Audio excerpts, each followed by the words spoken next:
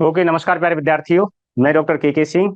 तो आज हम बात करेंगे जो सीप है, यानी भेड़ की नस्लों के बारे में। ठीक है। तो बस अभी 2 मिनट दीजिए, इसके बाद शुरू करते हैं हम।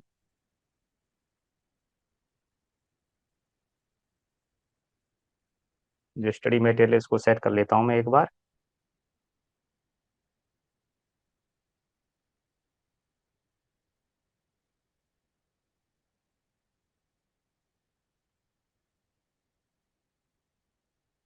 पिछली 3 क्लासों में हम जो एलपीएम से रिलेटेड, गाय भैंस से रिलेटेड जो टर्मिनोलॉजी है उसके बारे में, दूसरी क्लास में हमने बात की थी गाय की नस्लों के बारे में, और तीसरी क्लास में हमने बात की थी बफेलो बीड्स के बारे में। यानी जो कल हमारी क्लास थी उसमें हमने बात किसके बारे में की थी? बफेलो बीड के बारे में बात की थी। और आज हम बात करेंगे भेड़ की नस्लों के बारे में।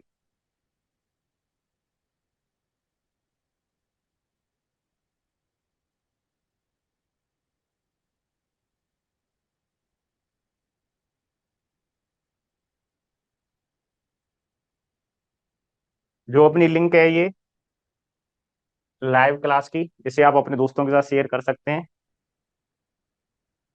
क्योंकि लाइव क्लास ही आपको यहाँ पर दिखाई देगी। बाकी जो रिकॉर्डेड क्लास है वो केवल उन्हीं लोगों को दिखाई देगी जो कि इस कोर्स के मेंबर रहेंगे। ठीक है। तो वहां पर जब आप परचेज कर लेंगे तो वहां पर ये इसका ऑफलाइन जो भी ये रिकॉर्ड है वो अवेलेबल रहेगा। ठीक है।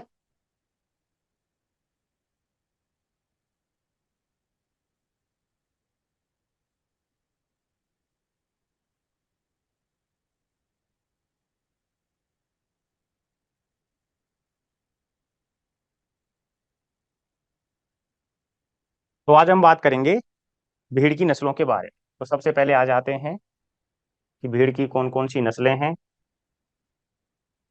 ठीक है। ब्रीड ऑफ सी।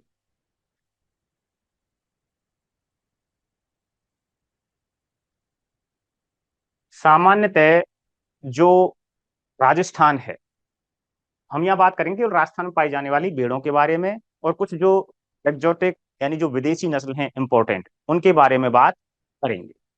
तो सबसे पहले जो राजस्थान है, राजस्थान को क्या कहा जाता है?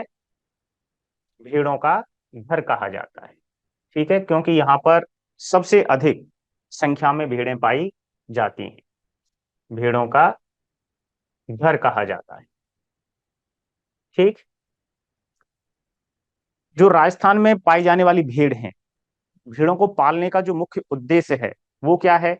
यानी एक तो इससे मुख्य कारण है इसका जो ऊन है उसका उत्पादन लेना, यानी ऊन की प्राप्ति करना। और दूसरा जो इसका उद्देश्य है वो होता है मीट के पर्पज से। ठीक है। तो मुख्य रूप से ऊन और मीट के पर्पज से भेड़ों को पाला जाता है। इसके बाद यदि कहीं दूध देने वाली है तो उसके दूध का भी उपयोग कर लिया जाता है। बाकी जो प्राइमरी इसके जो पालने के उद्देश्य हैं, पालने का उद्देश्य क्या है? भेड़ों को पालने का जो उद्देश्य है क्या हो गया? ऊन, दूसरा मीट यानी मांस उत्पादन, और फिर आता है दुग्ध उत्पादन। तो मुख्य रूप से ये इसके उद्देश्य होते हैं भेड़ों को पालने के। अब जो भेड़ है, भेड़ की जो ऊन है, ये ऊन मुख्य रूप से इसको दो भागों में बांटा गया है। एक होती है सॉफ्ट कारपेट वूल। सॉफ्ट कारपेट वूल। ठीक है, यानी मुलायम, या इसी को बोल देते हैं फाइन कारपेट वूल। यानी ऐसी ऊन, यानी जो बाल हैं भेड़ के वो कैसे हैं? फाइन हैं, यानी पतले हैं। ठीक है। और दूसरी होती है कोरस कारपेट वूल। कोरस कारपेट वूल या ऊन। ठीक है। तो उसका जो रेशा होता है, जो कोरस कारपेट है, उसका थोड़ा सा रफ होता है, यानी मोटा होता है। तो ये हो गई हमारी सॉफ्ट कारपेट वूल और कोरस कारपेट वूल। ठीक है। अब जो, ये तो हो गई ऊन के बारे में बात। अब जो भेड़ का जो मीट है, जो मांस है, क्योंकि इसको मांस के उद्देश्य से भी पाल रहे हैं, तो भेड़ का मांस क्या कहलाता है? मटन। क्या कहलाता है? मटन। ठीक है। तो इसलिए यहां पर हम आगे बात करेंगे कि मटन ब्रीड कौन कौन सी हैं। ठीक है। मुख्य उद्देश्य जो मटन के लिए जिनको पाला जाता है, क्वेश्चन आपका आ जाए कि भाई मटन ब्रीड कौन सी हैं, यानी मांस के उद्देश्य से पालने वाली नस्ल कौन कौन सी हैं। ठीक है। तो ये बात हो गई जनरल चीजें कि जो राजस्थान को क्या कहा जाता है, भेड़ों का घर कहा जाता है। ठीक है। दूसरा हो गया कि उद्देश्य क्या है, मीट के उद्देश्य से, ऊन के उद्देश्य से और दुग्ध के उद्देश्य से। जो ऊन है वो दो तरह की है मुख्य रूप से। कौन सी? एक तो फाइन कारपेट वूल या सॉफ्ट कारपेट वूल, और दूसरी होती है कोरस कारपेट वूल। फिर है भेड़ का मांस क्या कहलाता है? मटन कहलाता है। इसी तरह से इसमें एक शब्द आता है जिसे बोलते हैं, यानी क्या, पेल्ट। ठीक है। तो जब किसी जानवर की, या ये कहें कि भेड़ या बकरी की जो ऊन है उसको स्किन के सहित यूज किया जाता है। ठीक है। यानी उसकी जो पूरी स्किन है उसको ऊन के सहित उतार लिया, तो उस कंडीशन में वह क्या कहलाता है? पेल्ट कहलाता है। ठीक है। बात करेंगे आगे कि कौन सी नस्ल है जिससे हमें हाईएस्ट क्वालिटी की पेल्ट प्राप्त होती है। ठीक है। जैसे हम बात करेंगे, इसमें मिचेरी आती है एक नस्ल, जो कि हाईएस्ट क्वालिटी स्किन के नाम के लिए जानी जाती है। यानी उससे जो प्राप्त होता है वो ऊन तो प्राप्त होती है, लेकिन किसके सहित? स्किन के सहित, त्वचा के सहित उसकी जो ऊन है उसको प्राप्त किया जाता है, जो कि बहुत ज्यादा कॉस्टली और हाईली अच्छी, बहुत क्वालिटी की होती है, बहुत अच्छी क्वालिटी की होती है, जैसे हम क्या बोलते हैं, पेल्ट कहते हैं। ठीक है। तो अब बात करते हैं राजस्थान की नस्लों के बारे में, कौन कौन सी हैं। सबसे पहले चोकला, दूसरा मगरा, तीसरा मारवाड़ी, जैसलमेरी, काठियावाड़ी, मालपुरा, नाली, सोनाड़ी, पूवल। इनके जो अधिकांश नाम हैं भेड़ों के, वो किसके ऊपर हैं? जिस क्षेत्र में ये नस्लें पाई जाती हैं उसके आधार पर इनका नाम रखा गया है। ठीक है। जो जिस क्षेत्र विशेष से ये संबंध रखती हैं उसके ऊपर इनका नाम रखा गया है। ठीक। तो बात करते हैं हमारी पहली नस्ल के बारे में।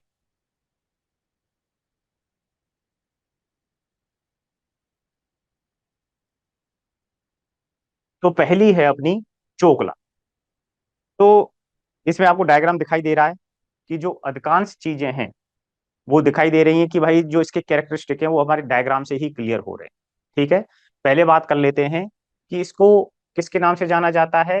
एक तो छापर के नाम से भी जाना जाता है और शेखावाटी के नाम से भी जाना जाता है, क्योंकि ये शेखावाटी क्षेत्र में पाई जाती है मुख्य रूप से। कौन कौन से? चूरू, सीकर और झुंझुनू, जो ये शेखावाटी क्षेत्र में है इसमें ये मुख्य रूप से पाई जाती है।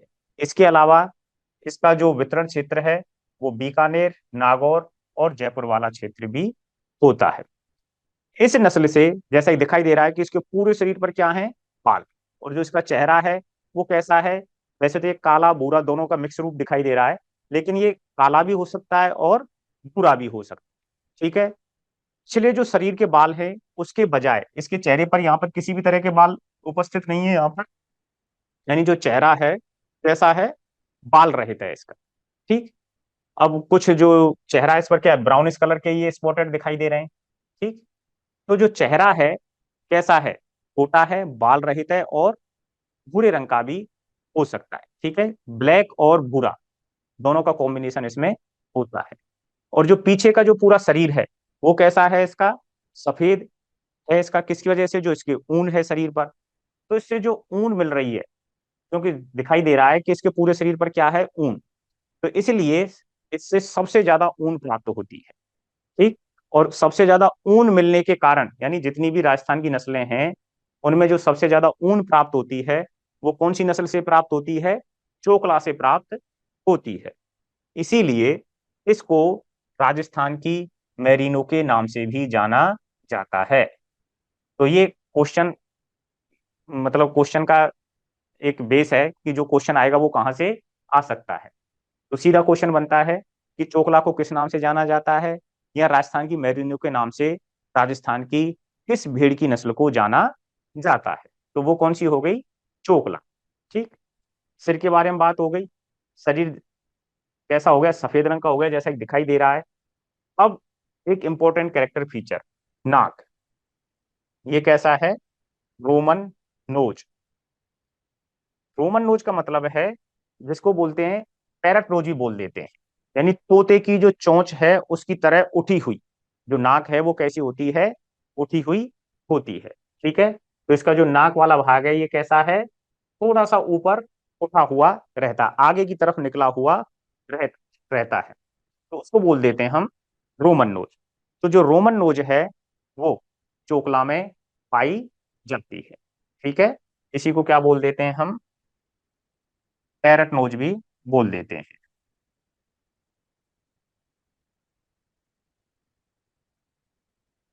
ठीक। अब सींगों की बात करें, इतना इंपॉर्टेंट नहीं है। तो नर और मादा हैं, वो कैसे होते हैं? सींग रहित होते हैं। ठीक है। इसके जो नर और मादा हैं दोनों ही कैसे हैं? सींग रहित होते हैं। ठीक। और इससे जो ऊन मिलती है, हमें जो वूल मिलती है, वो कैसी है? हाइन कारपेट। ये एक याद रखने वाली बात है कि इससे जो ऊन मिल रही है वो कैसी मिल रही है हमें? हाइन कारपेट वूल मिल रही है। ठीक है। तो ये प्राप्त होती है किससे? चोकला से।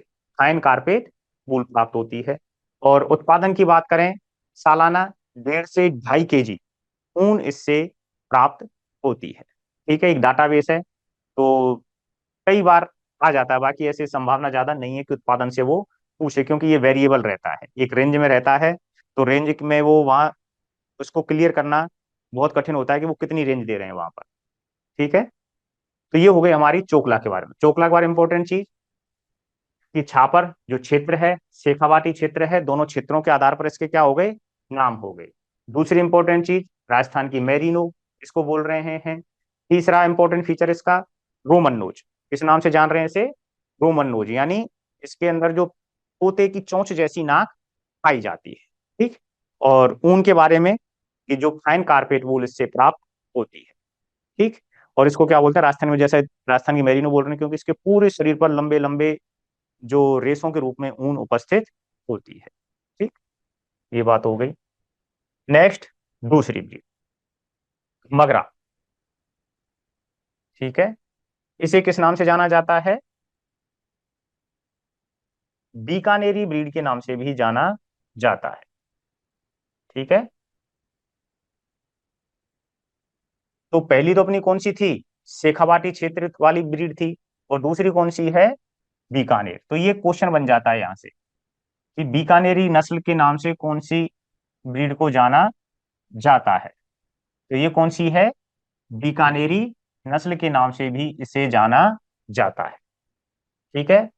और इसको चाकरी के नाम से भी जाना जाता है। वितरण की बात करें तो बीकानेर, चूरू, नागौर, जैसलमेर, जोधपुर। ठीक है। ये वही कॉमन क्षेत्र वहां उधर के आ जाते हैं।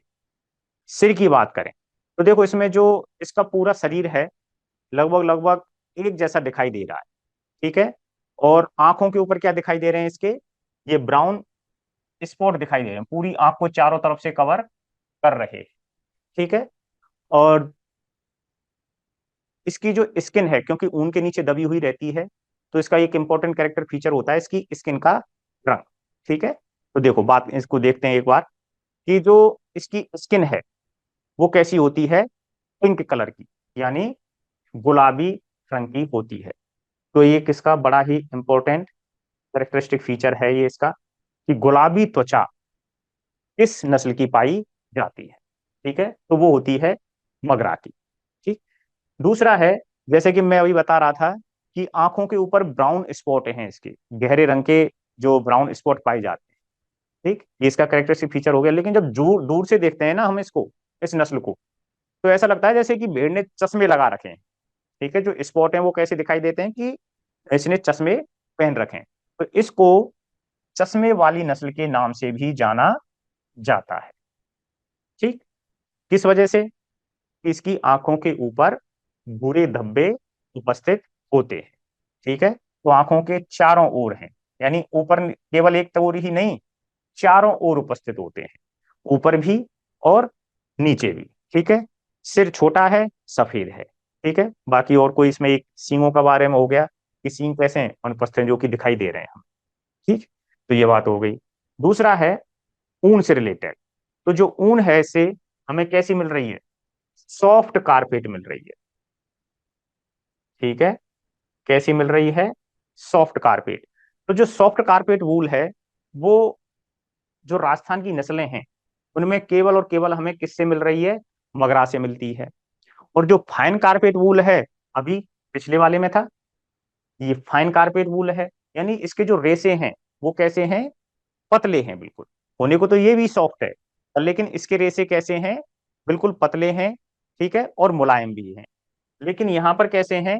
मोटे हो सकते हैं, लेकिन वो कैसे हैं? सॉफ्ट हैं। ठीक है, तो इसलिए ये कैसी है कि सॉफ्ट कारपेट वूल इसको बोलते हैं, जो कि किससे मिलती है? जो अपनी राजस्थान की नस्लें हैं उनमें ये हमें केवल मगरा से प्राप्त होती है, सॉफ्ट कारपेट वूल। ठीक। उत्पादन की बात करें तो 2 से 2.5 kg प्रति ईयर इसका उत्पादन होता है। ठीक, तो बस इसके बारे में इतना ही। मेन मेन फीचर जैसे आपके हो गए, क्लियर कट है। बीकानेरी नस्ल के नाम से जाना जाता है, गुलाबी रंग की स्किन होती है, चश्मे वाली ब्रीड के नाम से जाना जाता है। क्यों जाना जाता है चश्मे वाली ब्रीड के नाम से? क्योंकि इसकी आंखों के ऊपर गहरे भूरे रंग के धब्बे उपस्थित होते हैं। ठीक है, और जो ऊन है वो कैसी है? सॉफ्ट कारपेट वूल होती है। क्लियर?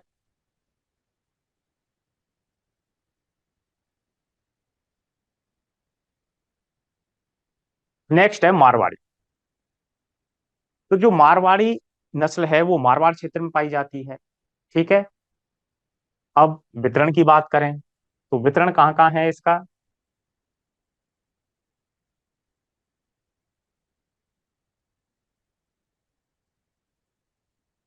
जोधपुर, पाली, नागौर, सिरोही, बाड़मेर, अजमेर, उदयपुर। तो ये पूरा क्षेत्र है, जोधपुर वाला जो क्षेत्र है वो मारवाड़ क्षेत्र है, और उसके आसपास के जो क्षेत्र है उसमें पूरे में ये पाई जाती है। ठीक है, मारवाड़ी नस्ल। अब इसका जो चेहरा है वो कैसा दिखाई दे रहा है? ब्लैक है और काले बालों से ढका हुआ है। ठीक है, क्योंकि जो आधे सिम्टम्स हैं, जो आधे कैरेक्टरिस्टिक फीचर हैं, वो अपने डायग्राम से ही क्लियर हो जाते हैं। ठीक है, तो इसका जो चेहरा है वो कैसा है? ब्लैक कलर का, इतना तो हमें दिखाई दे रहा है, लेकिन ये बालों से भी ढका हुआ होता है।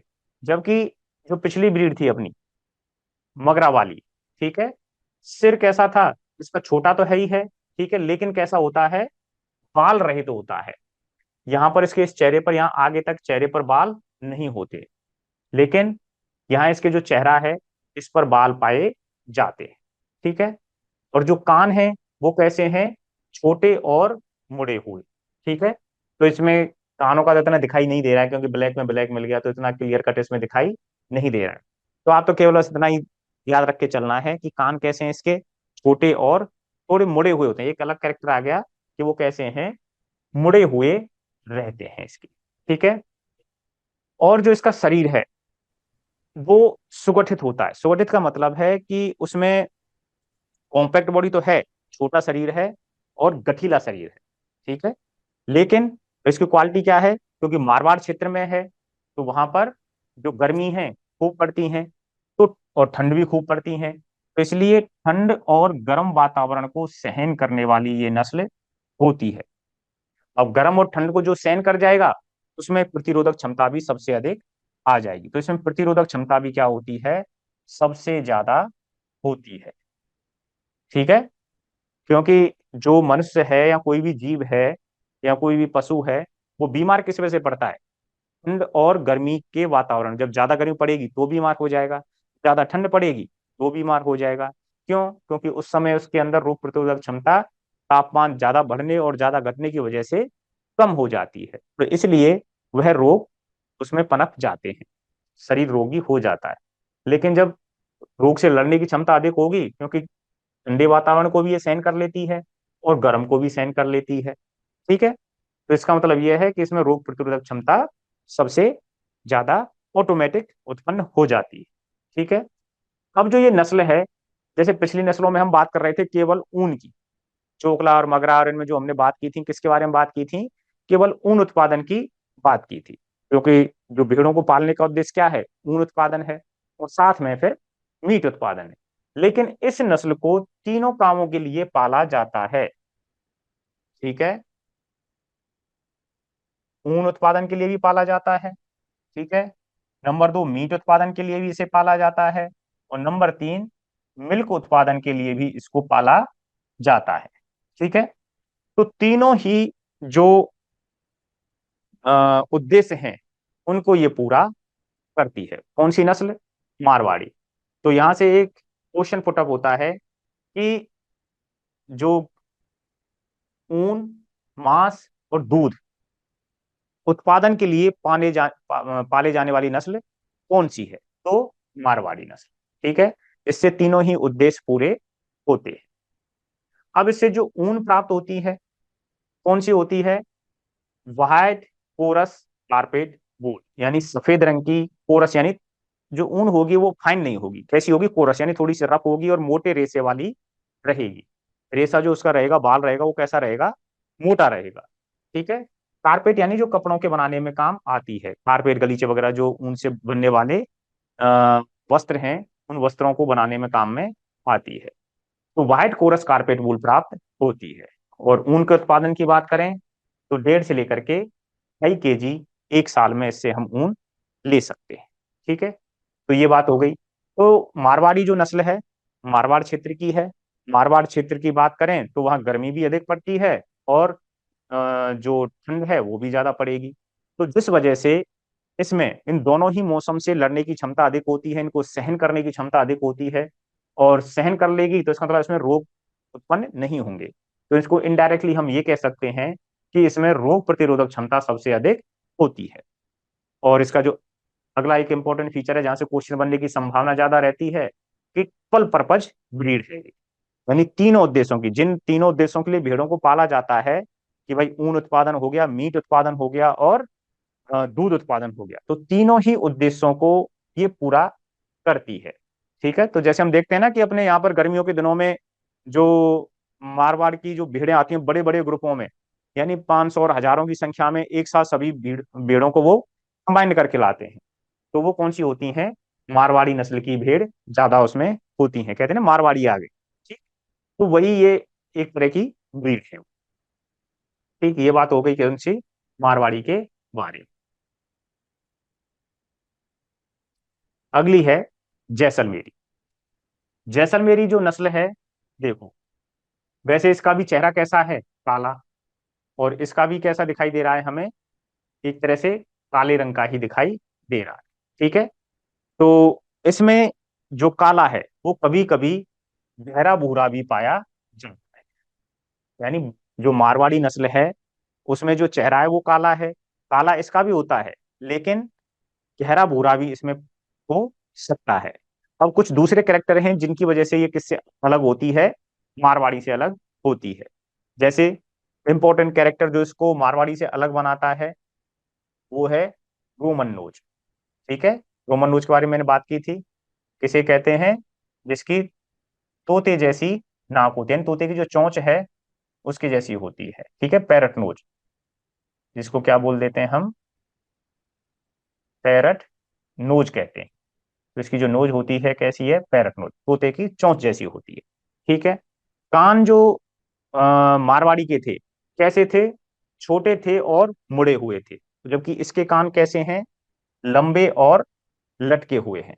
तो ये, क्योंकि वैसे दूर से देखेंगे ना तो मारवाड़ी और जैसलमेरी एक जैसी लगेगी, लेकिन जो मारवाड़ी से इसको अलग बनाएंगे वो कौन से फीचर बनाएंगे, एक तो इसके चेहरे का रंग, ठीक है, लेकिन बाई चांस ये काला हुआ तो फिर वही हो जाएगा ना कि भाई मारवाड़ी जैसी दिखाई दे रही है, तो जरूर थोड़ी कि हमेशा ही बुरा हो। ठीक, तो फिर इसको कैरेक्टर अलग करता है कौन सा, रोमन नोज वाला। इसकी जो नाक है वो कैसी है, पैरट नोज होती है। ठीक, अगला है कान। जो कि मारवाड़ी के कान थे वो छोटे थे और मुड़े हुए थे, जबकि इसके कान कैसे हैं, लंबे भी हैं और साथ में लटके हुए, नीचे की तरफ लटके हुए होते हैं। अब ये जो नस्ल है पूर्णतः रेगिस्तान की नस्ल है, जबकि जो मारवाड़ी नस्ल थी, ठीक है, उसको हम मारवाड़ी ही बोल रहे थे, लेकिन उसको पानी पीने की, खाने पीने की आवश्यकता होती है। लेकिन ये कैसी है, इसका जो एक इंपॉर्टेंट फीचर जो इसको मारवाड़ी से अलग करता है, क्योंकि इसको पूर्णतः रेगिस्तानी क्यों कह रहे हैं, क्योंकि रेगिस्तान में तो मारवाड़ी भी पाई जा रही है, लेकिन वो ज्यादा समय तक बिना पानी के और खाने के नहीं रह सकती। लेकिन ये नस्ल कैसी है कि 3 से 4 दिन तक बिना पानी पिए रह सकती है। ठीक है, क्योंकि रेगिस्तान का जहाज किसे कहते हैं, ऊंट को, यानी रेगिस्तान का जो मुख्य जानवर है वो कौन सा है, ऊंट, यानी ज्यादा समय तक बिना खाए पिए वो रह सकता है। तो उसी तरह से जो ये जैसलमेरी ब्रीड है भेड़ की, ये भी बिना पानी पिए, क्योंकि रेगिस्तान में दूर दूर तक पानी नहीं मिलता है, तो ये भी बिना पानी पिए रह सकती है। तो इसलिए इसको बोलते हैं पूर्णतः रेगिस्तानी नस्ल। कौन सी है, तो वो है जैसलमेरी। ठीक है, तो पूर्णतः रेगिस्तानी नस्ल में आएगा आपका आंसर जैसलमेरी। ठीक। अब ऊन उत्पादन 1 kg पर ईयर। ठीक है, ऐसा कोई इंपॉर्टेंट नहीं है ये ज्यादा, लेकिन ये है फाइन एंड कोरस कारपेट वूल। जैसलमेरी जो है, इससे कैसी ऊन मिल रही है हमें, पतली तो है, फाइन एंड कोरस कारपेट वूल, लेकिन कैसी है, कोरस, यानी रेसे मोटे हैं उसके। ठीक है, फाइन एंड कोरस कारपेट वूल, यानी जो इसके जो बाल मिल रहे हैं वो कैसे हैं, पतले हैं, लेकिन थोड़े से रफ हैं, यानी मुलायम नहीं, वो कैसे हैं, हार्ड हैं थोड़े। ठीक, ये बात हो गई। अब अगली है नेक्स्ट, मालपुरा। ठीक, तो मालपुरा क्या है, एक जगह का नाम है जो कहाँ पर है, टोंक के जिले में उपस्थित है। ठीक है, मालपुरा तहसील। तो इसका उत्पत्ति स्थल वही है, क्योंकि मैंने शुरुआत में बताया था कि जितनी भी नस्लें हैं उनका जो नाम है मुख्यतः उनके क्षेत्र विशेष के कारण उनका पड़ा है। ठीक है, इस तरह से बकरियों में भी कुछ नाम आएंगे जो कि उनके क्षेत्र विशेष के आधार पर उनका नाम दिया गया है। तो पहली हो गई ये, जो सॉरी ये मालपुरा जो है कौन से जिले से संबंधित है, ये टोंक जिले से, और टोंक जिले में कौन सा क्षेत्र है, मालपुरा। मालपुरा क्या है, तहसील है वह।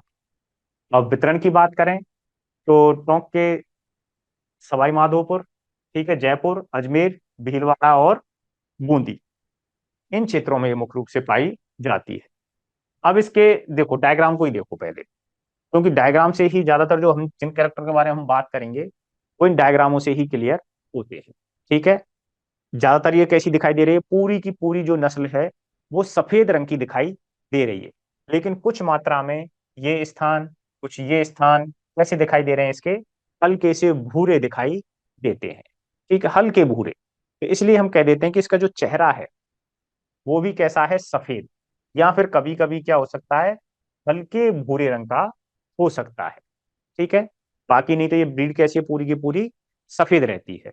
केवल जो चेहरा है वो कभी कभी सफेद तो होता ही है, लेकिन कभी कभी भूरा भी हो सकता है। ठीक है, अब इसकी जो टांगे हैं और बेली वाला क्षेत्र है, पेट वाला जो क्षेत्र है, ठीक है, नीचे की तरफ, ये कैसा रहता है, ऊन रहित होता है।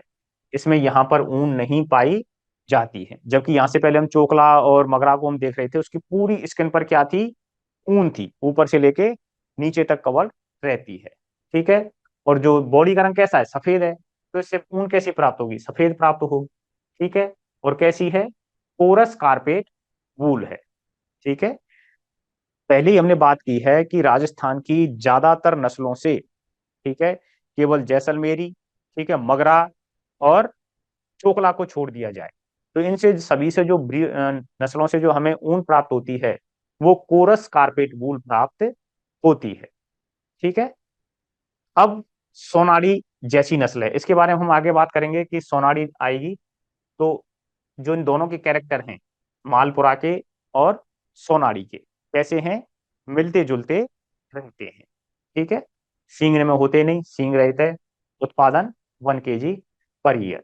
इंपॉर्टेंट पॉइंट की बात करें तो एक तो ओरिजिन मालपुरा क्षेत्र है, दूसरा चेहरा, ज्यादातर ये सफेद रंग की होती है इसकी बॉडी भी और चेहरा भी, लेकिन कभी कभी चेहरा इसका कैसा रहता है, हल्के भूरे रंग का होता है।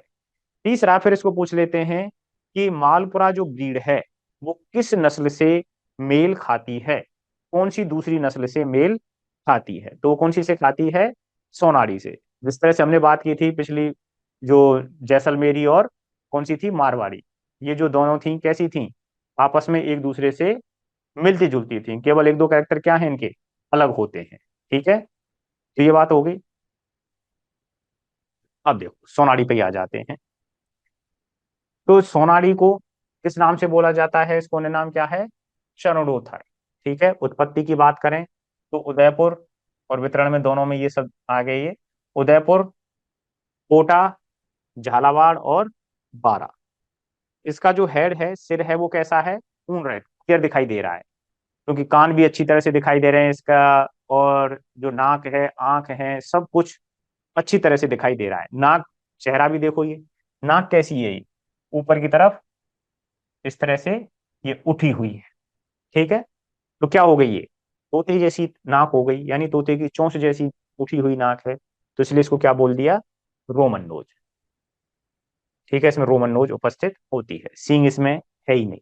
ठीक, अब कलर कैसा है इसका, चेहरा कैसा है, सफेद और हल्का भूरा, वही उसी की तरह, किसकी तरह, जो मालपुरा की हम बात कर रहे थे कि वैसे तो सफेद ही होती है लेकिन चेहरा कभी कभी कैसा होता है, भूरा, तो वही चीज है, उसी से मेल खा रही है, चेहरा सफेद या हल्का भूरा है। ठीक है, अब जो इसके कान हैं, कान कैसे हैं, लंबे हैं और नीचे की तरफ लटके हुए होते हैं।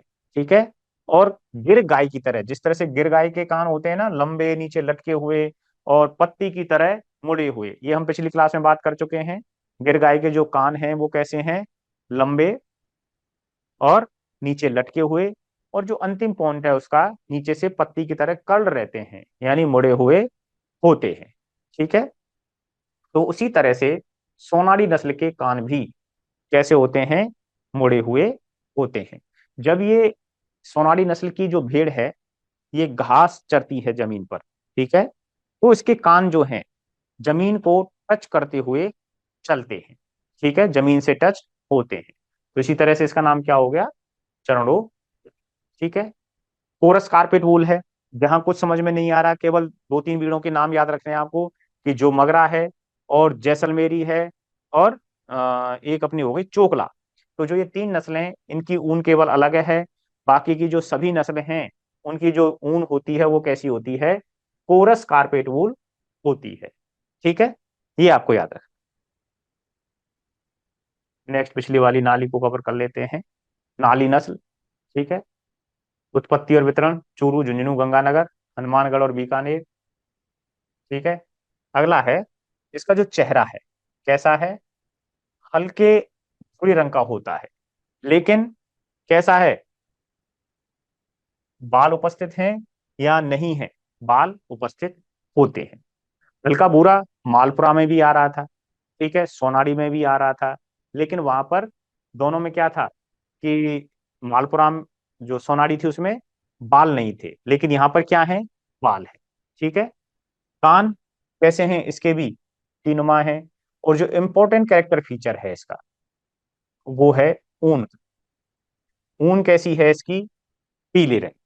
ठीक है, ऊन कैसी होती है इसकी, पीले रंग की, और कैसी है, जैसे मैं बता चुका हूं पहले कि अधिकांश भेड़ों की जो ऊन है वो कैसी है, राजस्थान वालों की कोरस कारपेट वूल।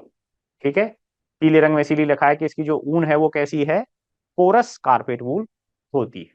ठीक है, ये एक मुख्य कैरेक्टर है इसका, कि कान पत्तीनुमा हो गए और पीले रंग की इसकी ऊन होती है। दो पॉइंट यहाँ पर मुख्य रूप से याद रखने हैं नाली के बारे में। जैसे इस तरह से याद रखें कि नाली है, नाली में क्या चलता है, पानी, और पानी में पड़ी हुई चीज ज्यादातर कैसी हो जाती है, पीले रंग की हो जाती है। ठीक है, हल्की पीली शुरुआत में पड़ती है, फिर और ज्यादा गंदी होती है वो। ठीक है, तो इस तरह से आप याद रखें कि इसकी जो स्किन, सॉरी, जो ऊन का रंग है वो कैसा होता है, पीले रंग का होता है, और कोरस कारपेट वूल ये होती है। अब पूगल, पूगल क्या है, एक क्षेत्र है, कहाँ का है ये, बीकानेर में। तो वहां पर एक ये नस्ल पाई जाती है, जिसे हम क्या कह रहे हैं, पूगल कह रहे हैं। ठीक है। अब इसके जो कैरेक्टर है वो दिखाई दे रहे हैं सामने से ही हमें, क्योंकि जो चेहरा है वो कैसा दिखाई दे रहा है, काले रंग का हमें दिखाई दे रहा है।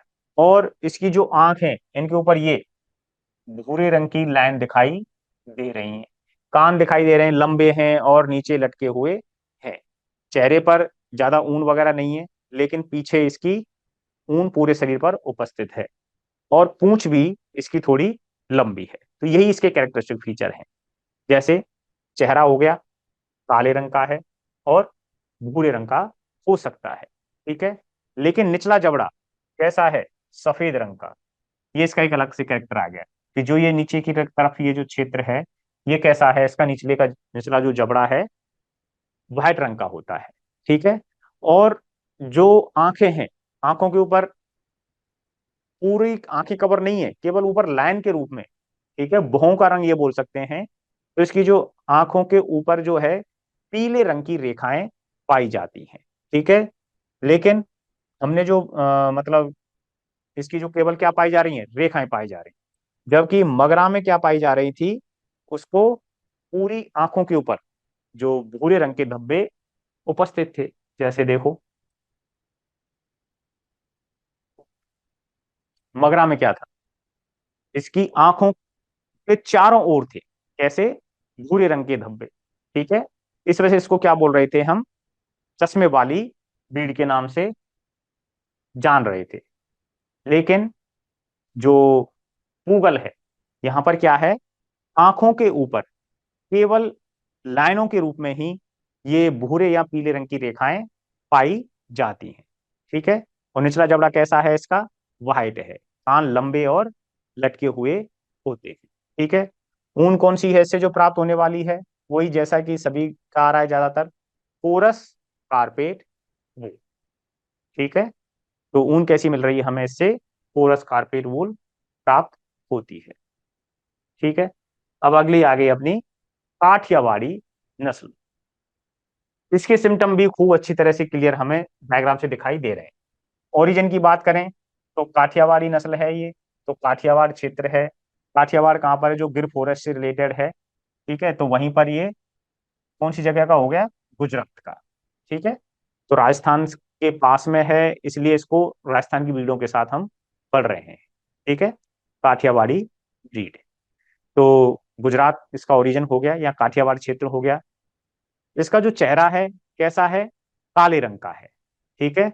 चेहरा कैसा है, चेहरा और पैर काले बाल युक्त हैं। ठीक है। इससे जो मुख्य रूप से इसका शरीर, बाकी का शरीर कैसा है, सफेद हो गया। ठीक। लेकिन जो इसका एक इंपॉर्टेंट कैरेक्टर आता है वो होता है ऊन से रिलेटेड। इससे जो कोरस कारपेट वूल प्राप्त होती है, उसको क्या कहते हैं हम, जोरिया के नाम से जाना जाता है। क्या कहते हैं इसको, जोरिया। ये किसका सबसे इंपॉर्टेंट फीचर है। ठीक है। कि इसके जो बाल हैं या इसकी जो ऊन है, ठीक है, कौन सी है, कोरस कारपेट वूली है। उसको किस नाम से जाना जाता है, डोरिया के नाम से जाना जाता है। ठीक है। तो काठियावाड़ी क्षेत्र की ब्रीड है जो कि गुजरात में है। ठीक है। और इससे जो ऊन प्राप्त होती है वो कैसी है, कोरस कारपेट वूल प्राप्त होती है। चेहरा और टांगे कैसे हैं, काले। लड़की का पूरा शरीर पीछे का कैसा है इसका, व्हाइट यानी सफेद है। और इससे जो ऊन मिल रही है, हमें ऊन मिल रही है, उसको किस नाम से वो जाना जाता है, डोरिया के नाम से जाना जाता है। ठीक है। तो ये हो गई हमारी भेड़ों की नस्लें जो कि राजस्थान से रिलेटेड होती है। ठीक है। तो एक बार रिवाइज कर लेते हैं सभी को, जो राजस्थान की भेड़ें हैं। सबसे पहले तो ये बात है कि जो भेड़ें हैं सबसे ज्यादा राजस्थान में पाई जाती हैं, इसलिए राजस्थान को भेड़ों के घर के नाम से जाना जाता है। दूसरा, भेड़ों को जो पालने का उद्देश्य है वो क्या है, कि इनसे ऊन प्राप्त करना। ठीक है। दूसरा हो गया मीट के उत्पादन के दृष्टिकोण से, उनके जो मांस है, और भेड़ों के मांस को क्या बोलते हैं, मटन कहते हैं। ठीक है। और इनसे दूध प्राप्त करना। ठीक। अब आ जाते हैं इसकी जो पहली ब्रीड है, राजस्थान की पहली ब्रीड है चोकला, जिसे हम क्या बोलते हैं, राजस्थान की मेरिनो के नाम से जाना जाता है। क्यों? क्योंकि मेरिनो जो नस्ल है, ठीक है, उससे क्या मिलती है, सबसे ज्यादा ऊन प्राप्त होती है, जो मेरिनो है। तो राजस्थान की बात करें तो राजस्थान में सबसे ज्यादा ऊन किससे मिलती है, चोकला से मिलती है। इसलिए इसको क्या बोल देते हैं हम, राजस्थान की मेरिनो कह देते हैं। ठीक। इसको क्या देते हैं हम, राजस्थान की मेरिनो। और अन्य नाम इसके क्या है, शेखावाटी और छापर, जो जगहों के नाम के आधार पर होते हैं। चेहरे की बात करें तो इसका जो चेहरा है वो कैसा है, हल्के भूरे रंग का या काले रंग का होता है। और बाकी का शरीर कैसा है इसका, सफेद है। ठीक है। और मेन कैरेक्टर में आगे इसकी यानी रोमन नोज। और इससे भी जो ऊन प्राप्त हो रही है वो कैसी हो रही है, फाइन कारपेट वूल प्राप्त होती है। ठीक है। फाइन कारपेट, ना कि कोरस कारपेट वूल प्राप्त हो रही, कैसी है, फाइन कारपेट, उत्तम गुणवत्ता की। तभी तो इसको हम क्या बोल रहे हैं, राजस्थान की मेरिनो, यानी अच्छी गुणवत्ता की जो ऊन है, कौन सी, फाइन कारपेट वूल प्राप्त होती है। ठीक, इसलिए इसको क्या बोल दिया हमने, राजस्थान की मेरिनो। दूसरी मगरा, बीकानेरी और चाकरी के नाम से जाना जाता है। इंपॉर्टेंट कैरेक्टर फीचर, गुलाबी रंग की त्वचा। दूसरा, आंखों के ऊपर भूरे रंग के धब्बे, और उन धब्बों के आधार पर ही दूर से ऐसा लगता है कि जैसे इस भेड़ ने चश्मे पहन रखे हैं, और इसीलिए इसको चश्मे वाली बिल्ली के नाम से जाना जाता है। ठीक है। तो ये इसके मेन कैरेक्टर हो गए इसके। बाकी सॉफ्ट कारपेट वूल इससे प्राप्त होती है। अब बीकानेर क्षेत्र है तो इसको बीकानेरी नस्ल के नाम से भी जाना जाता है। कई बार पूछ लेता है सिनोनिम यानी दूसरे नाम, कि बीकानेरी और चाकरी, यानी बीकानेरी नाम से, बीकानेरी नाम जो है वो किस नस्ल को कहते हैं। ठीक है। मारवाड़ी, मारवाड़ क्षेत्र है, गर्म प्रदेश है, जहां पर सबसे ज्यादा गर्मी भी पड़ती है और सर्दियों में सबसे ज्यादा सर्दी पड़ती है। तो इस नस्ल की सबसे ज्यादा सर्दी गर्मी को सहन करने की क्षमता होती है, और उसी वजह से इनमें रोग प्रतिरोधक क्षमता भी सबसे ज्यादा होती है। और ट्रिपल पर्पज के लिए ये पाली जाती है, तीनों उद्देश्यों का ये पालन करती है। जिन तीनों उद्देश्यों के लिए भेड़ का पालन किया करते हैं हम, तो वो उद्देश्य कौन से हैं, ऊन उत्पादन, दूसरा मीट उत्पादन, और दुग्ध उत्पादन। तो तीनों ही उद्देश्यों के लिए इस भेड़ को पाला जाता है। ठीक है। और बाकी इसमें कि चेहरा काला है जो कि दिखाई दे रहा है, ठीक है, इससे आपको थोड़ा सा याद रहेगा ये। और बाकी का शरीर इसका कैसा है, सफेद है। और जो ऊन प्राप्त होती है, सफेद कोरस, यानी व्हाइट कोरस कारपेट वूल प्राप्त होती है। नेक्स्ट, जैसलमेरी। तो जैसलमेरी क्या है, इसमें जो एक याद रखना है कि सबसे बड़ी नस्ल है, जो राजस्थान की जितनी भी नस्ल हैं उनमें जो सबसे बड़ी नस्ल है, ठीक है, वो कौन सी है, जैसलमेरी। ठीक है। राजस्थान की जो सबसे बड़ी नस्ल है, वो मतलब सबसे आकार के हिसाब से जो सबसे बड़ी नस्ल है वो कौन सी है, जैसलमेरी नस्ल होती है। और यदि हम भारत की बात करें कि पूरे भारत की सबसे बड़ी नस्ल कौन सी होती है, तो भारत की जो बात करें हम, पूरी इंडियन ब्रीड की, तो उसमें आपका नाम आ जाएगा नेल्लोर। एक नस्ल होती है नेल्लोर नस्ल। तो नेल्लोर नस्ल की जो भीड़ है, ठीक है,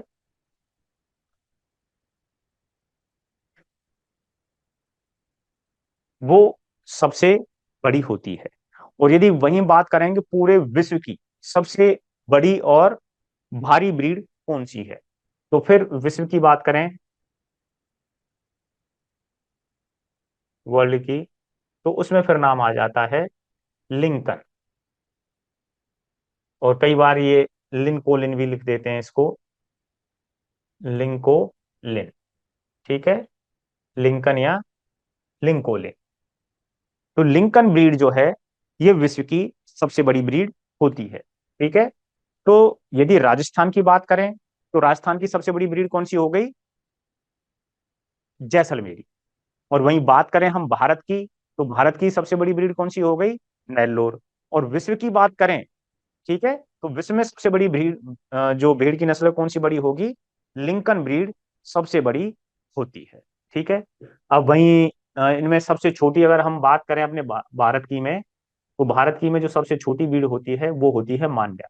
और जिसको केवल और केवल किस उद्देश्य के लिए पाला जाता है, मिल्क और मीट के उद्देश्य से पाला जाता है। और जिसमें भी मुख्य उद्देश्य होता है मीट। मांड्या जो होती है उसका जो मुख्य उद्देश्य पालने का क्या होता है, मीट उत्पादन। ठीक है, तो ये सबसे छोटी नस्ल होती है भारतीय नस्लों में, मांड्या।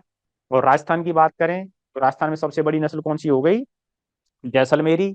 और भारत में नेल्लोर। और पूरे विश्व में हो गई अपनी लिंकर। ठीक, तो तीनों चीजें यहीं पर क्लियर हो गई। नेक्स्ट, मालपुरा।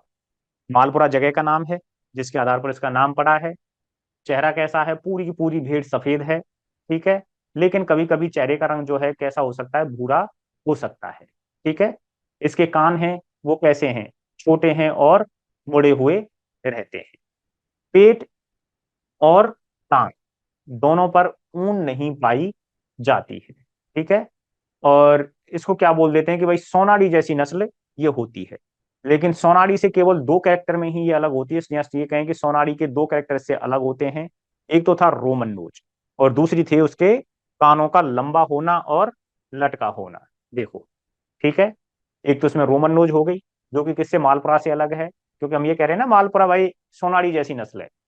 लेकिन इसका डायग्राम हो गया ये, और ये हो गया किसका, मालपुरा का। तो इन दोनों में किस चीज का अंतर है, केवल और केवल एक तो इसके कान ज्यादा लंबे होते हैं जो चरते समय गिरगाय की तरह होते हैं और चरते समय जमीन को टच करते हैं। और दूसरा, इसमें रोमन नोच पाई जाती है। ठीक है, और वही कोरस कारपेट वूल यहाँ पर भी प्राप्त हो रही है, और इसका दूसरा नाम क्या है, चरणों फर। ठीक, अब बात करें नाली की, तो नाली जो नस्ल है वो कहाँ की है, चूरू, झुंझुनू और गंगानगर, हनुमानगढ़ और बीकानेर की। इसमें एक जो इंपॉर्टेंट कैरेक्टर फीचर है इसका, एक तो कान तीनुमा। ठीक है, दूसरा पीले रंग की ऊन। ठीक है, जैसा मैंने बताया था कि भाई पानी में पड़े पड़े, यदि पानी एक जगह रुक जाए तो हल्का पीला हो जाता है, गंदा हो जाता है। या फिर जैसे साफ पानी हम पीते हैं, ठीक है, तो उसकी वजह से दांत भी अपने पीले हो जाते हैं। उसी तरह से तो जो नाली, मतलब कोरिलेट कर रहे हैं हम इसको कि नाली में क्या बहता है, पानी। ठीक है, तो उस वजह से इसके जो ऊन का रंग है वो कैसा है, पीला।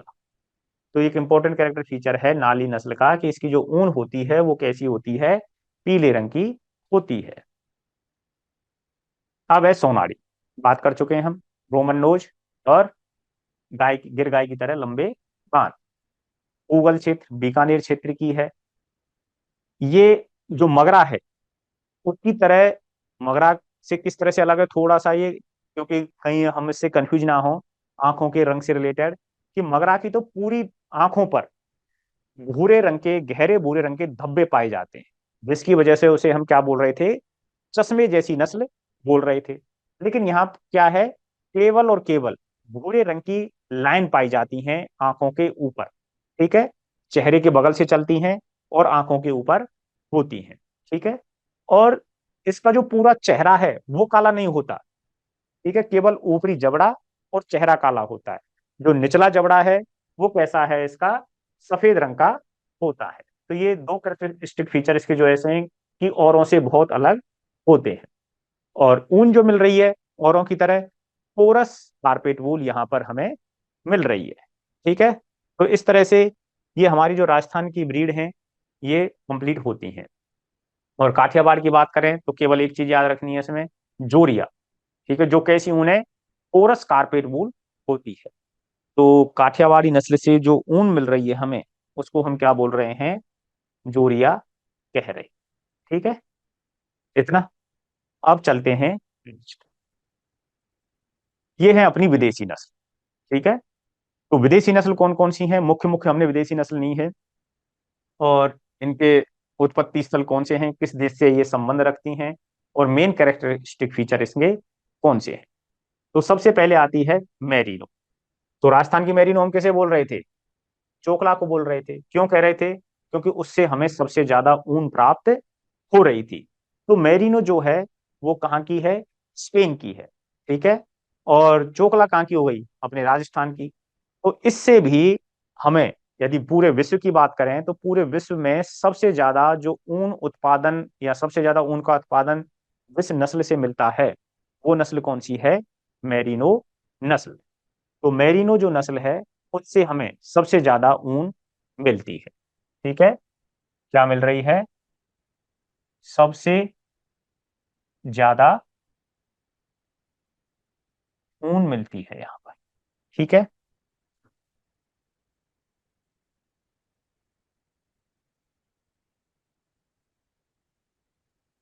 ठीक। दूसरा, इनके जो पूरे शरीर पर ऊन पाई जाती है, ठीक है, पूरे शरीर पर वूल उपस्थित होती है। और इसकी जो त्वचा होती है इस नस्ल की जो शरीर की त्वचा है वो कैसी होती है? झुर्रीदार। कैसी होती है? झुर्रीदार होती है। अब झुर्रीदार होती है तो अगर हम उसको पूरा फैलाएंगे स्किन को तो उसका सरफेस एरिया ज्यादा बढ़ जाता है। जितनी इसकी बॉडी होती है उससे ज्यादा इसका जो स्किन है उसका सरफेस एरिया हो जाता है।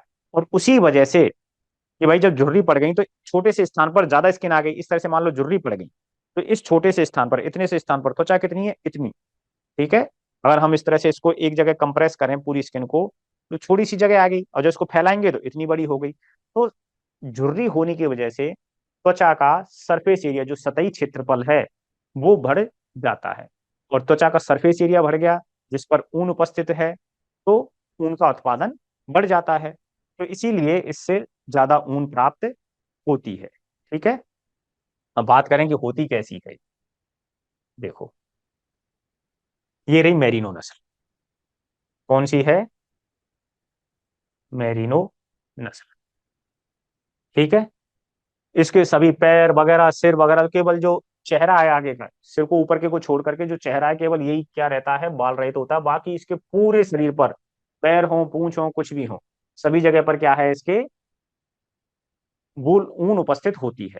ठीक है। और सबसे, क्योंकि झुर्रीदार है इसलिए ये क्या पड़ रही है? झुर्री की तरह ये दिखाई दे रही है, ये लाइन इस तरह से। ठीक है। और इसी वजह से इससे सबसे ज्यादा ऊन प्राप्त होती है। ये इसके मेन कैरेक्टर है। तो ये कहाँ की है? स्पेन की होती है। ठीक है, ये बात हो गई। दूसरा है रैम्बोलेट। और रैम्बोलेट को ही क्या बोलते हैं? फ्रेंच मेरिनो बोलते हैं, क्योंकि ये फ्रांस की नस्ल है। ठीक है। तो मेरिनो का मतलब क्या हो गया? एक तरह जो मेरिनो वर्ड है इसका मतलब ये हो गया कि मेरिनो हम उसके लिए यूज कर रहे हैं जिन भेड़ों से हमें ज्यादा ऊन प्राप्त होती है उनके लिए हम किसकी संज्ञा देते हैं? मेरिनो की संज्ञा देते हैं। जैसे राजस्थान में चोकला से हमें सबसे ज्यादा ऊन मिल रही थी।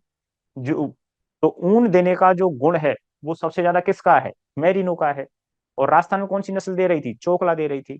इसीलिए चोकला को बोल दिया था हमने राजस्थान की मेरिनो। इसी तरह से स्पेन देश की हम बात करें, सॉरी, जो फ्रांस की बात करें तो फ्रांस की जो नस्ल है रैम्बोलेट, तो वह सबसे ज्यादा ऊन का उत्पादन करती है। तो इसीलिए उसको बोल देते हैं फ्रेंच मेरिनो। ठीक है, क्योंकि उससे ऊन का उत्पादन मिलता है।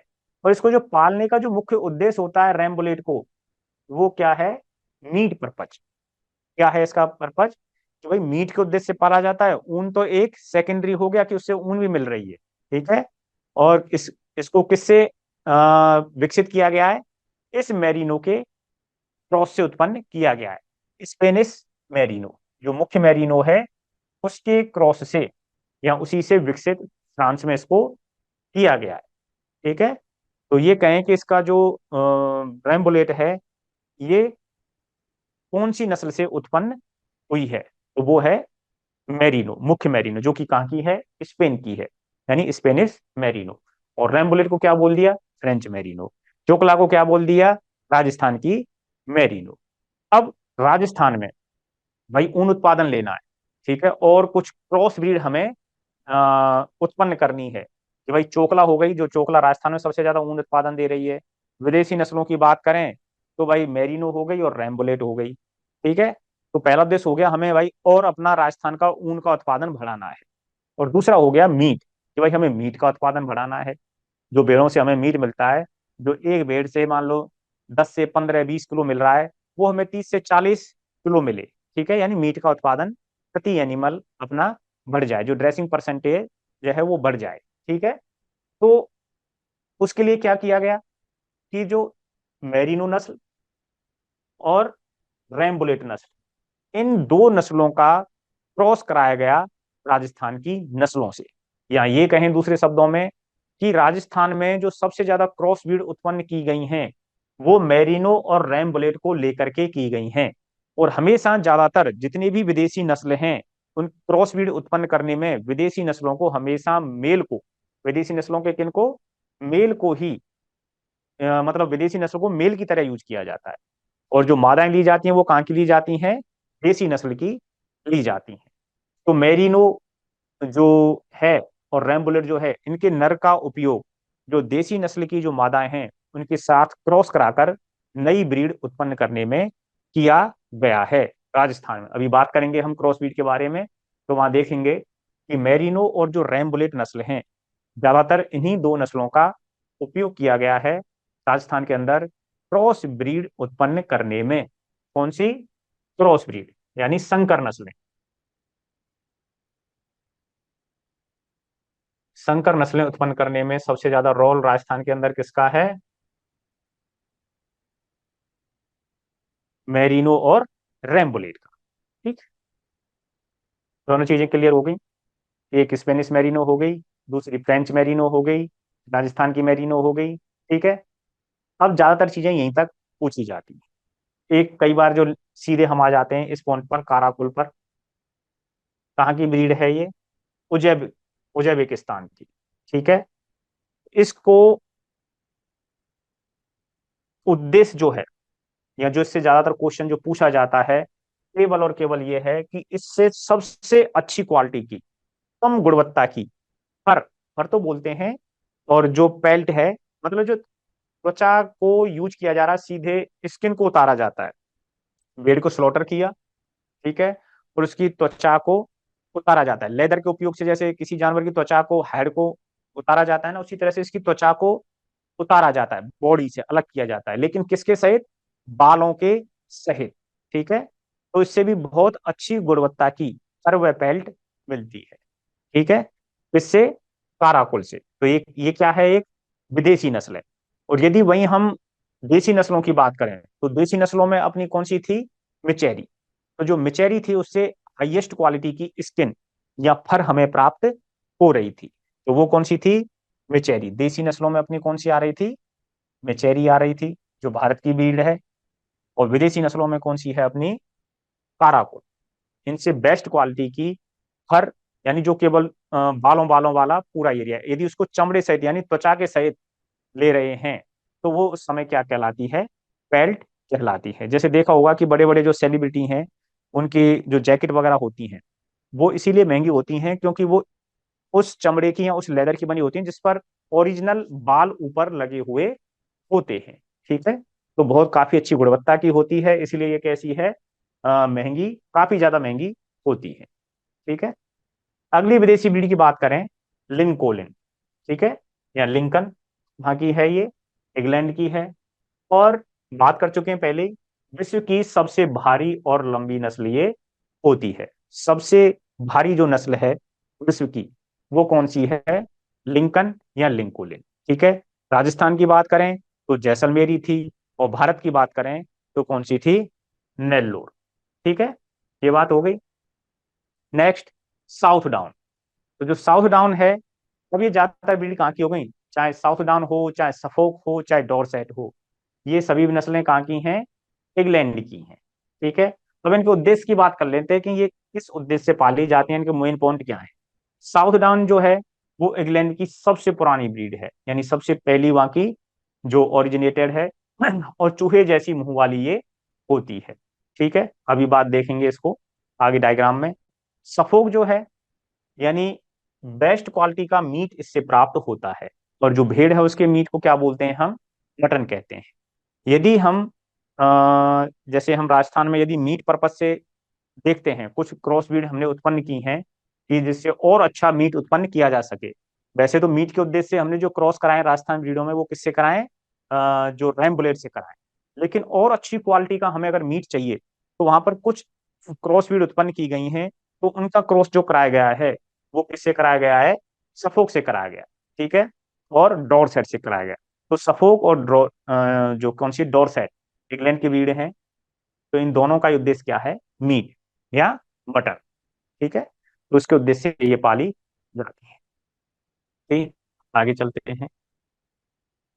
अब पहले इनके डायग्राम देख लेते हैं जो विदेशी नस्ल है। ये तो मेरिनो हो गई, जिसका उद्देश्य क्या था, ऊन उत्पादन था। शरीर पर क्या पाए जाते हैं, रिंकल्स पाए जाते हैं, यानी क्या बोलते हैं उसको, झुर्रियां पाई जाती हैं, ठीक है।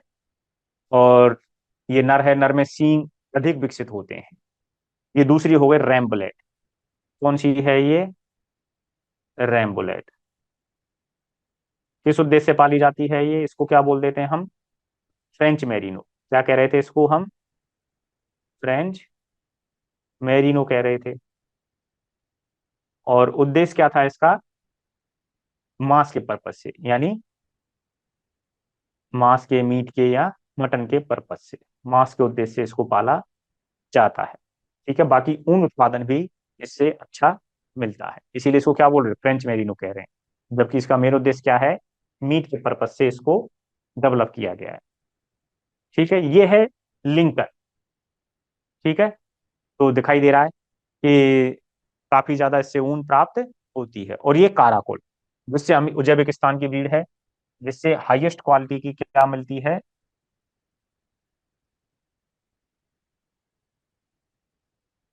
हाईएस्ट क्वालिटी की पेल्ट या फर जिससे प्राप्त होती है, ठीक है। इसकी जो स्किन है, जो बाल हैं, उनको स्किन के सहित ही उतारा जाता है, यूज में किया जाता है, ठीक है। तो इस वजह से ये काफी ज्यादा महंगी होती है। ये सफोक और साउथ डाउन, ठीक है।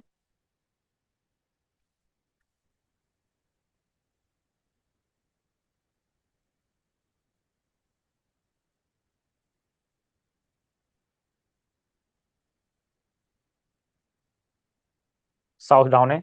और दोनों का उद्देश्य क्या है, कि मीट के पर्पज से इन नस्लों को किसके हिसाब से पाला जाता है, जैसा कि दिखाई दे रहे हैं काफी ज्यादा मोटी हैं, हेल्दी हैं, ठीक है, मोटी हो रही हैं, तगड़ी हो रही हैं। तो उद्देश्य क्या है, मीट पर्पज से इनको पाला जाता है, ठीक है। और क्रॉस ब्रीड प्राप्त करने में भी इनको उपयोग में लिया जाता है। ये कौन सी सीप हो गई, नेल्लोर, जो कि इंडिया की है, सबसे भारी नस्ल होती है। कौन सी है, नेल्लोर।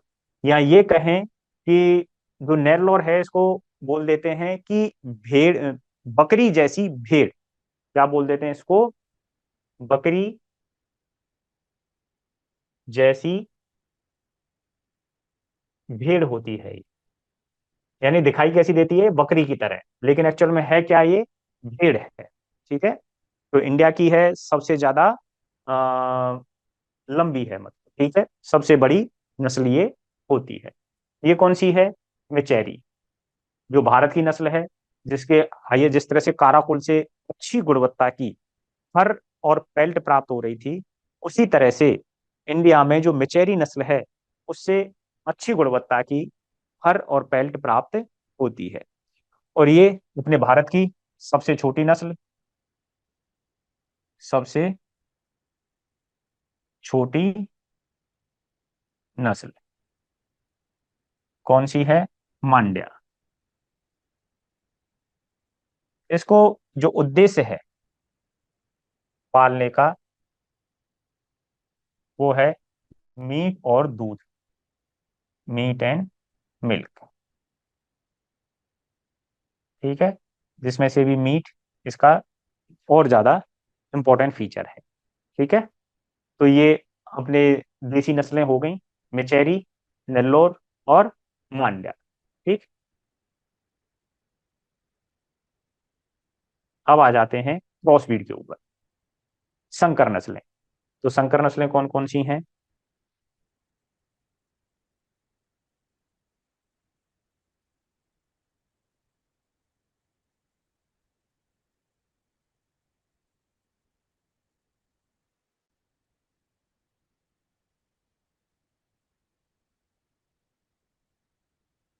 देखो, पहली है हिसार डेल, ठीक है। जो नाम है, वहीं से लिया गया है। हिसार ब्रीड वहां पर ये पैदा की गई है, हिसार के अंदर। ठीक है, हरियाणा जो हिसार है वहां पर ये मतलब इस नस्ल का उत्पन्न किया गया है। और किसके क्रॉस से बनी है ये, इसके पैतृक कौन कौन से हैं? मगरा और मेरीनो। ठीक है, मेरीनो कौन सी है? ऑस्ट्रेलियन। तो मेरीनो जो है, हमेशा मैंने कहा था कि इनके जो विदेशी नस्ल हैं उनको किसकी तरह उपयोग किया जाता है? नर की तरह। और मगरा को किसकी तरह उपयोग किया गया है यहाँ पर? मादा की तरह उपयोग किया गया है। तो जो हिसार डेल है उसमें मगरा और कौन सी है साथ में? Australian merino. ठीक है। अब इन दोनों को जो उपयोग किया जा रहा है, इनका जो मुख्य उद्देश्य क्या है? कि जो मेरिनो है उससे क्या प्राप्त होगा हमें? ऊन। ठीक है। और मगरा है, मगरा भी किसके लिए जानी जाती है? गुलाबी रंग की इसकी त्वचा होती है, अच्छी गुणवत्ता की इससे ऊन प्राप्त होती है हमें। ठीक है। तो सारडेल का जो मुख्य उद्देश्य है वो क्या है? ऊन उत्पादन की जो ब्रीड उत्पन्न करना। ठीक है। अविकालीन और अविवस्त्रा और अभिमास, ये तीनों ही इंपॉर्टेंट हैं, क्रॉस ब्रीड हैं और राजस्थान की हैं। और इसके साथ ही ये भारत मेरिनो आ जाती है। ये चारों ही ब्रीड कहाँ पर उत्पन्न की गई हैं? अवका नगर। कहाँ पर है ये? अवका नगर, टोंक। ठीक है, टोंक के अंदर है। और CSWRI, ये क्या है? ये है सेंट्रल सेंट्रल सीप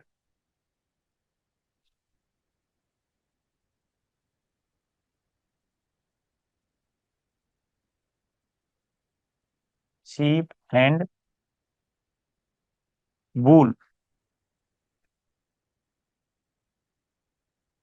रिसर्च इंस्टीट्यूट।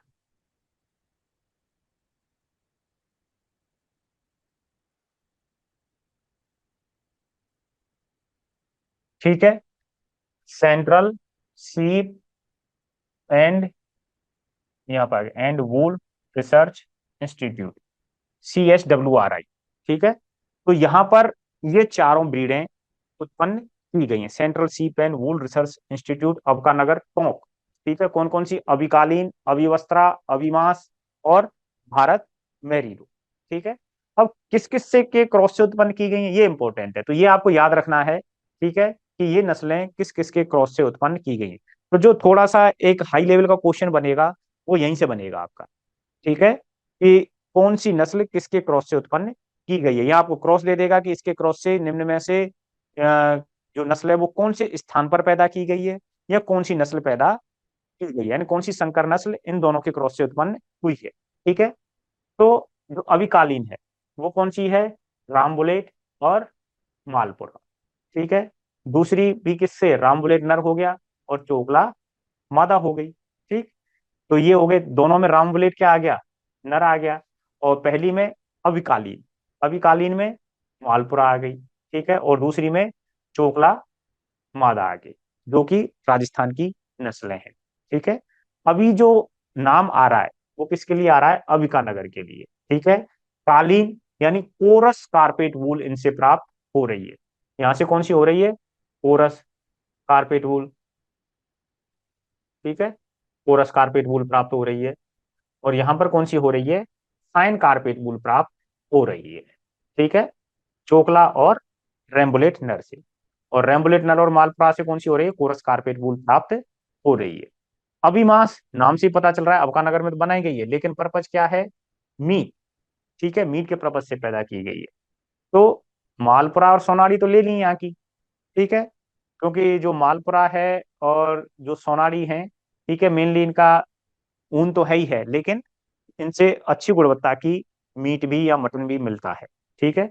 और साथ में इनके मीट की क्वालिटी को बढ़ाने के लिए, जैसा मैंने बात की थी, जो इंग्लैंड की नस्लें हैं दोनों, डॉरसेट और सफोक, केवल और केवल किस उद्देश्य से पाली जाती हैं? ये मीट के उद्देश्य से पाली जाती हैं। डॉरसेट नीचे नीचे meat purpose, Suffolk best quality की मटन इससे मिलती है। तो दोनों का उद्देश्य क्या है? अच्छी गुणवत्ता की इनसे हमें मटन मिले। तो अपनी जो राजस्थान की नस्ल है उनसे भी हमें और अच्छी गुणवत्ता का मटन मिल जाए, तो उस उद्देश्य को पूरा करने के लिए मालपुरा और सोनाली का क्रॉस किससे कराया गया? या तो डोरसेट से या स्पोक से कराया गया। तो जिससे हमें राजस्थान की नस्लों से ही, अपने नेटिव क्षेत्र में ही, यहाँ अपने लोकल क्षेत्र में ही विदेशी नस्लों की गुणवत्ता वाला मीट मिल सके। ठीक है, ये बात हो गई। अगला है भारत मैरिनो। इसका जो क्रॉस है वो किससे है? चोकला और नाली से, और साथ में किसका उपयोग किया गया है? मेरिनो और रैम्बुले। तो यहाँ पर जो उद्देश्य आ गया, यानी भारत मेरिनो, जिस तरह से हम बात कर रहे थे ना कि भाई राजस्थान की मेरिनो चोकला को कह रहे हैं, मेरिनो जो है वो स्पेन की नस्ल है, फ्रेंच मेरिनो रैम्बुलेट को कह रहे हैं। तो जो ऊन उत्पादन हमें लेना है और अच्छा गुणवत्ता का, ठीक है, तो सबसे अच्छी गुणवत्ता चोकला से हमें मिल रही है। ठीक, तो चोकला ले ली हमने भाई, राजस्थान की मेरिनो, वो राजस्थान की मेरिनो है ये। और अच्छी गुणवत्ता हमें विदेशी ऊन की जो गुणवत्ता है वो एक ही नस्ल में मिल जाए, यानी जो चोकला की गुणवत्ता को और बढ़ाने के लिए, तो किसको किसको ले लिया? मैरिनो को ले लिया, या हमने रैम बुलेट को नर की तरह यूज कर लिया। ठीक है, तो क्रॉस ब्रीड जो उत्पन्न होगी, जो भारत मैरिनो होगी, उसमें चोकला के भी कैरेक्टर आएंगे और जो मैरिनो है उसके भी कैरेक्टर आएंगे। तो जो ऊन का उत्पादन जो हमें केवल चोकला से मिल रहा था, उससे ज्यादा बढ़कर के हमें किससे मिलेगा? इस क्रॉस ब्रीड से मिलेगा। ठीक, अब इंडियन काराकुल, जो काराकुल है, जो नस्ल है, उसका उद्देश्य क्या है? बेस्ट क्वालिटी की फर मिल, जो पेल्ट है, फर है, जो स्किन सहित जो हमें ऊन मिल रही है वो है। तो जैसे हमें भारत में किससे मिल रही थी? मिचेरी से मिल रही थी। लेकिन हम राजस्थान की बात करें, तो भाई राजस्थान में हमें अगर अच्छी गुणवत्ता की पेल्ट और फर चाहिए, तो वो हमें किससे मिल सकती है? कि भाई विदेशी, ये तो हमें यूज करनी ही पड़ेगी, जो काराकुल है, क्योंकि काराकुल के अंदर ही क्या है? अच्छी क्वालिटी की गुणवत्ता है, इसके अंदर कैरेक्टर है कि अच्छी गुणवत्ता की, इससे हमें क्या है? स्किन और फर और पेल्ट मिलती है। तो काराकुल का तो नर ले लिया हमने यहाँ पर। अब राजस्थान की कौन सी ली है? मारवाड़ी, मालपुरा या सोनाड़ी, इनमें से किसी भी एक नस्ल को लेकर के जब क्रॉस कराया किससे? काराकुल के साथ, तो जो नस्ल हमें प्राप्त हुई वो कौन सी है? इंडियन काराकुल। कौन सी हो गई? इंडियन काराकुल। और इसका जो ब्रीडिंग सेंटर है, जो हमने ये प्राप्त की ब्रीड, वो कहां पर की? बीकानेर में। ठीक है, तो ये बात हो गई अपनी इन क्रॉस ब्रीड से रिलेटेड। तो हमें केवल यही याद रखना है कि कौन सी ब्रीड और किस किस के क्रॉस से उत्पन्न की गई। ठीक है, तो जो हिसार डेल है, हिसार में है, नाम से पता चल रहा है। अविकालीन, अविवस्त्रा, अविमास, ठीक है, और भारत मेरिनो, ये कहां पर है?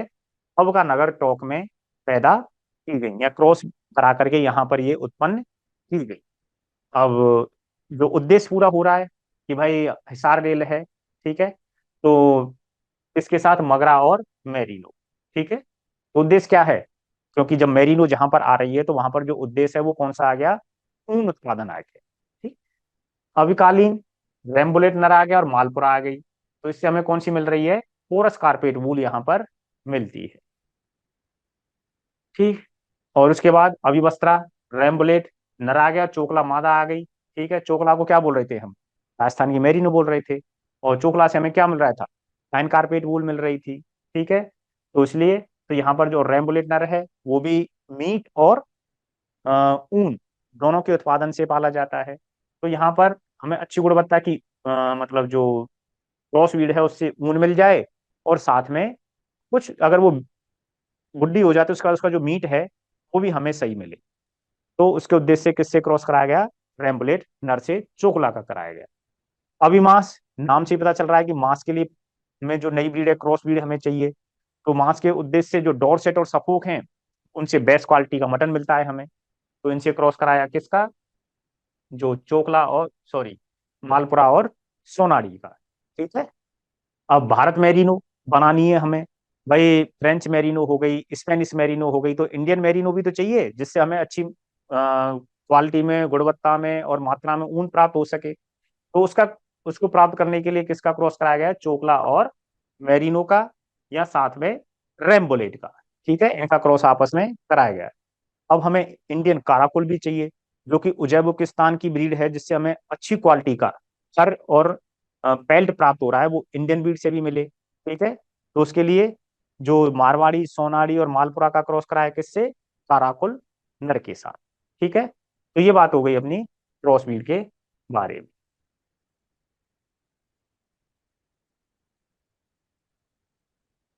तो उम्मीद है कि आप लोगों को अच्छी तरह से समझ में आया होगा। ठीक है। और यदि आपकी किसी तरह की कोई प्रॉब्लम है तो आप पूछ सकते हैं या कमेंट कर सकते हैं। ठीक है। तो बताइए। मैं देख रहा हूँ, आप कमेंट कर सकते हैं। चैट में कहा।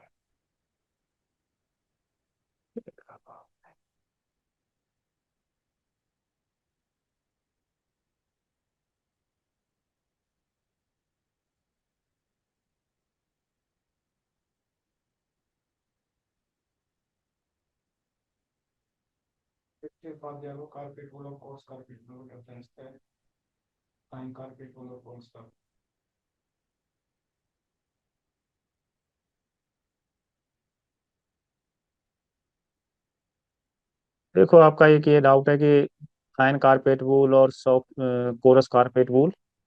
तो जैसा कि मैं इसमें बता चुका हूँ पहले ही कि क्या है कि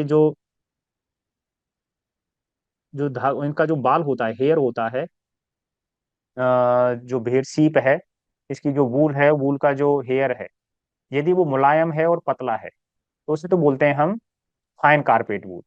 और यदि वो थोड़ा मोटा है, ठीक है, और कैसा है, थोड़ा रफ है, यानी मुलायम नहीं है, तो वो कहलाएगा कोरस कारपेट वूल। ठीक है। क्लियर। धीरज कुमार ने कमेंट कर रखा है ऑलरेडी। फाइन कारपेट वूल पतली होती है और मुलायम होती है, और कोरस कारपेट वूल मोटी होती है और थोड़ी सी, मतलब कोरस रफ होती है, मतलब इतनी मुलायम नहीं होती जितनी फाइन कारपेट वूल होती है। रिंकू सैनी सर, पीडीएफ तो पीडीएफ आपको ये जो अपने कोर्स को परचेज करेंगे ना, तो वहाँ अपना जो ऐप है वाइज आईएस, तो वहाँ पर ये सभी जो क्लासें रिकॉर्ड हो रही हैं ऑलरेडी, तो यहाँ जो मैं क्लास पढ़ा रहा हूँ, जो ऑनलाइन नहीं ले पा रहे हैं, तो वहाँ उनको ये मिल जाएंगी। ठीक है। तो इसकी लिंक मैं आपको ग्रुप में जोड़ दूंगा और वहाँ पर आपको लिंक मिल जाएगी कोर्स को परचेज करने के लिए। ठीक है। तो यदि किसी कोई और कमेंट है तो जल्दी आप बताएं, नहीं तो हम क्लास को एंड करते हैं। बाकी कल की छुट्टी रहेगी, फिर मंडे को देखते हैं, मंडे का नोटिफिकेशन हम डाल देंगे ग्रुप में कि मंडे को क्लास रहेगी या नहीं रहेगी। तो अगली क्लास रहेगी अपनी गॉट वीड से रिलेटेड। आप अपने आप को अनम्यूट करके पूछ सकते हैं या कमेंट कर सकते हैं।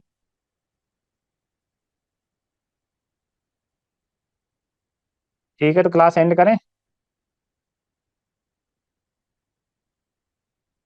खुशबू, first day but good teaching, okay thank you. ठीक है। ओके। थैंक यू सभी के लिए, राधे राधे। Good night.